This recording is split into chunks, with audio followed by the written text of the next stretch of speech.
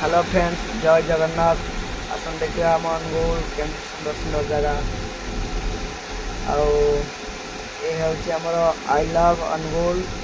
ଅନୁଗୁଳ ଦେଖ, I love Angul କେମିତି ସୁନ୍ଦର ସୁନ୍ଦର ଲେଖାଯାଇଛି। ଆଇ ଲଭ୍ ଅନୁଗୁଳ, ପାଣି ପଡ଼ିଛି, ବହୁତ ସାରା ଲୋକ ବି ଅଛନ୍ତି। ଦେଖନ୍ତୁ ବହୁତ ସାରା।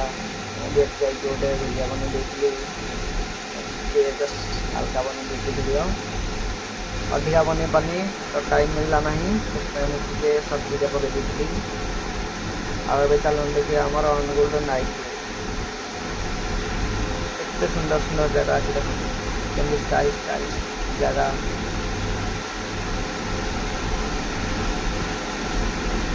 ଆଉ ତାପରେ ଦେଖିବା ଚାଲନ୍ତୁ ଆମର ରାସ୍ତା କଡ଼କ ସାଇଡ଼୍ର ଭିଉ।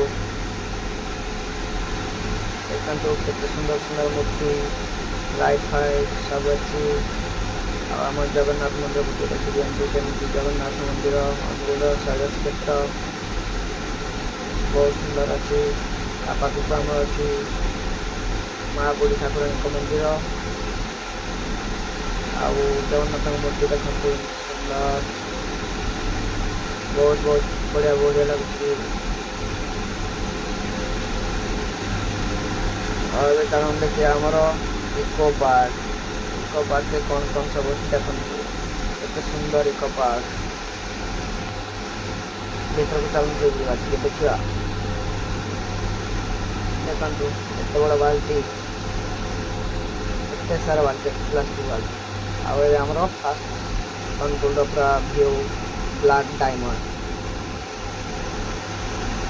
ବ୍ଲାକ୍ ଡାଇମଣ୍ଡ ଦେଖନ୍ତୁ କେତେ ସୁନ୍ଦର ହେଇଛି। ରାତିରେ ଖାଲି ଲାଇଟ୍ ଦେଉଛି। ନାଇଟ୍ ଭିଡ଼ିଓଟା ମୁଁ ଟିକେ କରିପାରିନି, ସେଟା ଆଉ ଗୋଟେ ବ୍ଲଗ୍ରେ ପକେଇବି। ମୁଁ ଭିତରକୁ ଯାଇଛି, ବହୁତ ସାରା ଅଛି, ଆପଣମାନେ ଆସନ୍ତୁ ଦେଖିବେ। ଅନୁଗୁଳ ଡାଇମଣ୍ଡ, ଡାଇମଣ୍ଡ ବହୁତ ସାରା ସେ ସବୁ ମିଳିବ। ଜୟ ଜଗନ୍ନାଥ।